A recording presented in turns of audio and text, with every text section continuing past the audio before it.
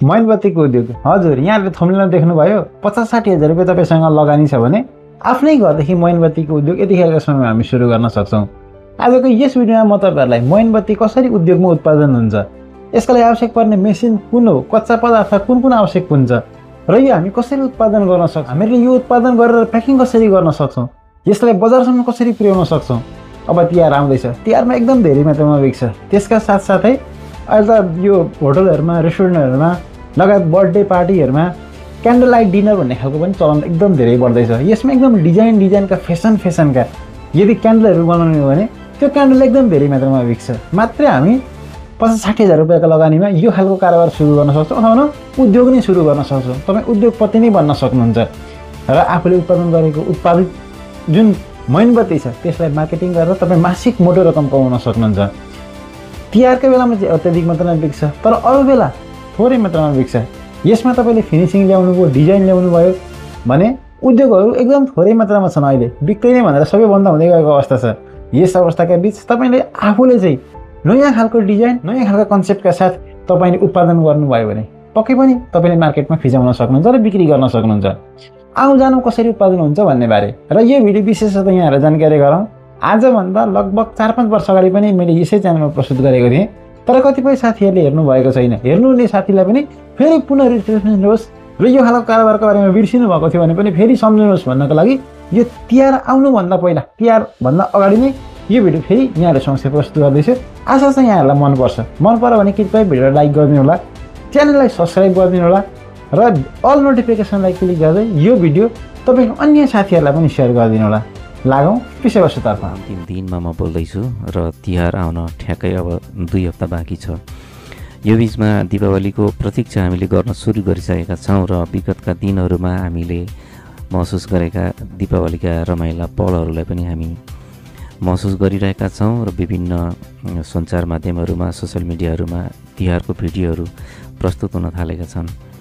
तिहारको सम्झना गर्दै, मैनबत्तीको सम्झना गर्दै यो मैनबत्ती उद्योगको विषयमा एउटा जानकारी म राख्दैछु। तपाईँले यो भिडियोलाई अन्त्यसम्म हेरिदिनु होला र च्यानललाई सब्सक्राइब गरिदिनु होला। यो मेरो नियमित आग्रह हो। मोरङ जिल्ला कानपरी गाउँपालिका वार्ड नम्बर 4 निवासी पूर्णप्रसाद गुरागाईले विगत 10 वर्षभन्दा बढी समय भयो होला, अहिले म अनुमान गर्न सक्दिनँ, लगभग 10 वर्ष भइसकेको छ यो मैनबत्तीको उद्योग सञ्चालन गरेको। तपाईँ चाहनुहुन्छ मैनबत्ती उद्योगको लागि कति क्षेत्र चाहिन्छ यो पनि तपाईँले जानकारी लिन आवश्यक छ।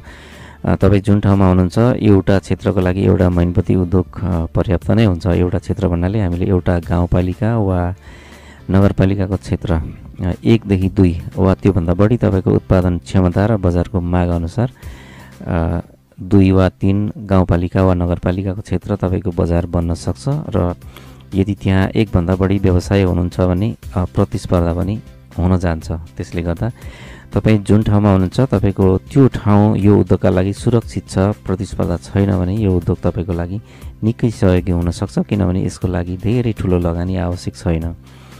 यहाँले देख्नुभयो भिडियोमा पूर्णप्रसाद गुरागाई, उहाँको उद्योगमा म छु र उहाँले सञ्चालन गरेको यो मैनबत्ती बनाउँदै गरेको दृश्यहरू र जानकारीहरू म राख्दैछु। मैनबत्तीको ढिका जुन छ कच्चा पदार्थ, यो 1 नम्बरको क्वालिटीको मैन हो। यसलाई त्यसरी बोरामा ल्याइन्छ अथवा यसको ठुलो ठुलो ढिक्का हुन्छ। तपाईँले तताउने भाँडा अनुसारको साइजमा त्यसलाई काटेर भाँडोमा पगाल्ने हो र यो धागो बेर्दै गरेको यसलाई डाई भनिन्छ। यो विभिन्न साइजको, विभिन्न आकारको हुन्छ। तपाईँ कुन साइजको मैन बनाउनुहुन्छ त्यही आकारको, त्यही साइजको डाई तपाईँले जुटाउनु पर्ने हुन्छ र यसको बजार मूल्य एउटा डाईको 8,000 सम्म पर्ने भनेर उहाँले बताउनु भएको छ र यसको साइज र सङ्ख्या अनुसार फरक हुन सक्छ। तपाईँलाई कुल लागत कति हुन्छ भन्ने कुरा चाहिँ म जानकारी दिनेछु, अन्तिमसम्म भिडियो हेर्नु होला। हेर्दै हुन्छ यो धागो जुन मैनको बिचमा हुन्छ त्यो धागोलाई यहाँ डाईमा बेरिएको छ र नजिकै पानीको भाँडा छ। यो पानीको भाँडा तपाईँलाई किन चाहिन्छ भने तपाईँले यहाँ पगालेको मैन राख्नुहुन्छ यो प्वालहरूमा र केही क्षणमा त्यो जम्छ र जमेपछि तपाईँले यो डाई अथवा फ्रेमलाई खोल्नुपर्छ। तर तपाईँको काम गर्ने स्पिड ज्यादा होस् भन्नको लागि धेरैवटा डाईमा तपाईँले मैन भरेर खोल्दै छिटो उत्पादन गर्न चाहनुहुन्छ भने यो डाईलाई यसरी लक गरेपछि त्यो त्यसमा खनाइएको मैनको पानीलाई पानीमा डुबाउँदा यो छिटो जम्छ। मौसम अनुसार गर्मीमा यो जम्न त समय लाग्छ। तपाईँले बाहिरको हावामा राख्नुभयो भने गर्मी मौसममा यो जम्नलाई आधा घन्टासम्म लाग्न सक्छ। तर तपाईँको नजिकमा चिसो पानीको भाँडा वा ड्रम छ भने त्यसलाई तपाईँले पानीमा डुबाउँदा यो 10 देखि 20 मिनट म्याक्सिमम अधिकतम 20 मिनटमा यो जमेर खोल्नको लागि लायक हुन्छ। यसरी खन्याएको यो मैनको झोल केही छिन राखेपछि पहिलेको सतहबाट अलिकति तल जान्छ। यसलाई फेरि थप्नुपर्छ। अब यसलाई बाहिरी भाग फ्रेमको बाहिरी भागलाई सफा गरेर पानीमा डुबाइयो।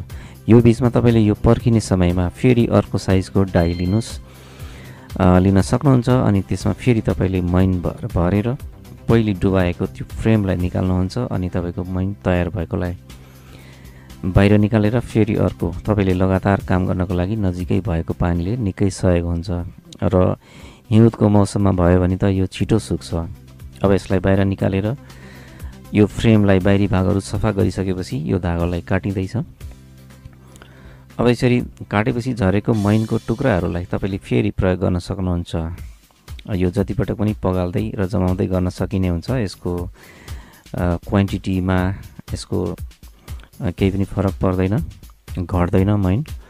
धागो काटिसकेपछि यो धागो सबै मैनको बिचमा रहने हो। यो मैन जुन बन्दैछ यो स्ट्यान्ड भएको मैन भएकोले यसलाई टाँसेर भुइँमा राख्नु पनि आवश्यक हुन्न, यो आफै अडिन्छ। अब यसबाट अर्को फाइदा पनि छ, तपाईँले यो काटेको धागोको टुक्रा सहितको केही मैनहरू पनि आएको हुन्छ, त्यसलाई तपाईँले फेरि प्रयोग गर्न सक्नुहुन्छ।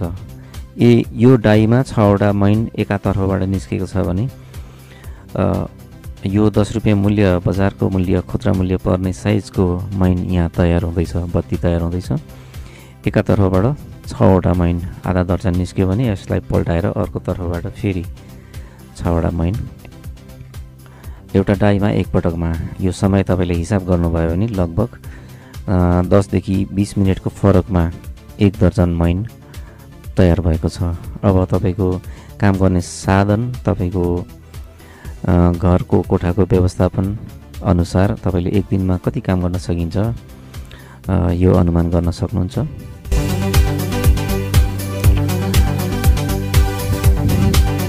मैनबत्तीको उत्पादनको लागि बजार कमजोर छ भन्ने पनि हामीले सोचेको छौँ होला, हामीलाई त्यस्तो लाग्छ। किनभने नेपालमा लोड सेडिङ केही कम भयो भन्ने हामीले महसुस गरेका छौँ। तर पनि मैनबत्ती यस्तो चिज हो, यो सदाबहार आवश्यक पर्ने चिज हो। किनभने मैन हामी दीपावलीमा मात्रै बाल्दैनौँ, प्रत्येक घरमा वर्षभरिमा केही न केही कम्तीमा 4-5 जना सदस्यहरू हरेक घरमा हुन्छ, सबैको जन्मदिन मनाइन्छ, त्यो बेला मैनबत्ती नै बालिन्छ। हाम्रो वरिपरि विभिन्न सार्वजनिक कार्यक्रमहरू हुन्छन्, कार्यक्रमको उद्घाटन मैनबत्ती बालेर गरिन्छ र विभिन्न अवस्था अनुसार विभिन्न कारणबाट दीपावली गरिन्छ, त्यसमा पनि मैनबत्ती नै बालिन्छ। त्यसले गर्दाखेरि होटलमा क्यान्डल लाइट तपाईँले जान्नुहुन्छ, अन्य बत्तीहरू निभाएर पनि क्यान्डल लाइटको प्रयोग गरेर होटलमा खानपिन गरिन्छ। त्यस अर्थमा पनि मैनको त्यहाँ माग रहन्छ नै। त्यसले गर्दा यो घटेर गएको व्यवसाय होइन, वातावरणीय हिसाबले पनि मैनको प्रयोग अत्यन्त उपयोगी छ। किनभने मैन जो बालिन्छ यसको उज्यालो र प्रकाशबाट प्राप्त हुने आनन्द प्रदूषण मुक्त, यसले प्रदूषण गराउँदैन, त्यसलाई मिनिमाइज गर्ने हुनाले यो उपयोगी छ। सनलाइट मैनबत्ती कानेपोखरी 4 मोरङ पहिलो दर्जाको पूर्ण प्रसाद गुरुगाई उहाँले सञ्चालन गर्नुभएको यो उद्योग दर्ता भइसकेको हुनाले तपाईँको पनि कुनै सञ्चालन गर्नुभएको त्यो उद्योग दर्ता गर्नुभयो भने त्यसको जानकारी दिने लेबल यसमा राख्न सक्नुहुन्छ। यो प्याकिङ गर्ने अर्को जुन कार्य हो, एकजनाले तपाईँले ठुलो भोल्युममा यो उद्योग चलाउँदै हुनुहुन्छ भने यसबाट तपाईँले अरूलाई पनि रोजगार दिन सक्नुहुन्छ। जस्तो कि यो प्याकिङ गर्ने काम छ, यो यसको कामबाट पनि तपाईँको नजिकमा रहनुहुने बेरोजगार गृहिणी महिला जो हुनुहुन्छ थोरै समय यसमा दिएर यो प्याकिङको कामबाट उद्योगबाट रोजगारी लिन वा दिन पनि सकिन्छ। यो अर्को फाइदाको पक्ष छ।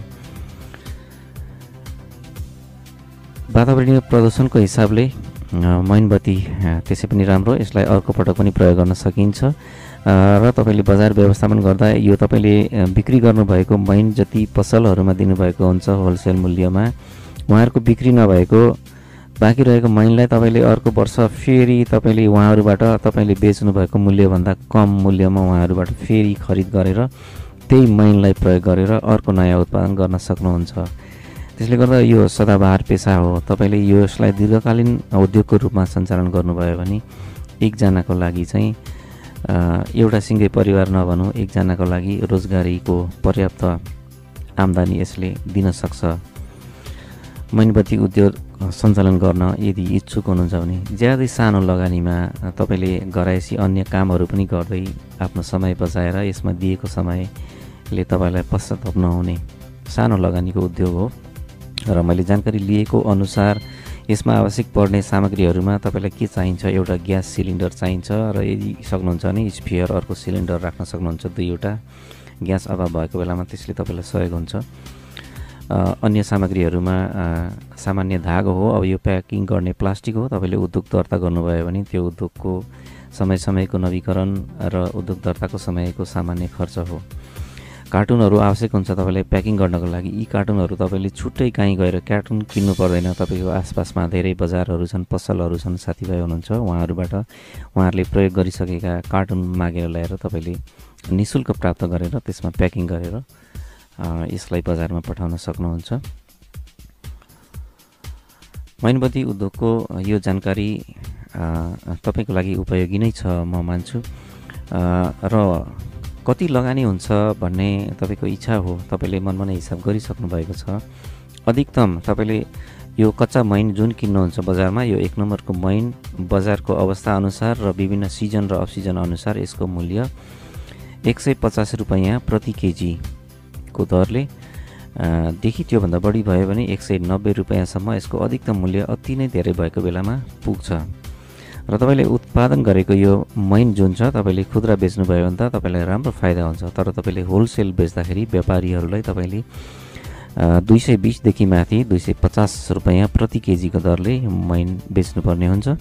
जुन मैन उत्पादन गर्नुहुन्छ यो केजीको हिसाबमा व्यापारिक रूपमा खरिद बिक्री हुने गर्छ।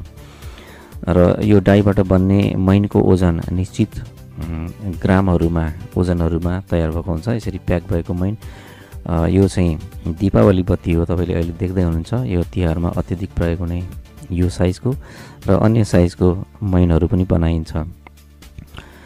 यो जानकारी यहाँले लिनुभयो, भिडियो हेर्नुभयो। लगभग 50,000 को लगानीमा एउटा मैन उद्योग सञ्चालन गरेर तपाईँ दीर्घकालीन उद्योगी बन्न चाहनुहुन्छ भने सरल तरिकाबाट एकजनाको सामान्य रोजगारी यसले धान्न सक्छ। जानकारी यदि तपाईँको लागि उपयोगी छ भने यसको मुनि कमेन्ट गरिदिनु होला, प्रतिक्रिया जनाइदिनु होला। र अरूको लागि पनि यो सहयोगी हुन सक्छ भन्ने तपाईँलाई लाग्दा यो भिडियोलाई सेयर पनि गरिदिनु होला र च्यानललाई सब्सक्राइब पनि गरिदिनु होला। यो भिडियो सकिउन्जेल यहाँले हेरिदिनु भयो। हजुरलाई धेरै धेरै धन्यवाद।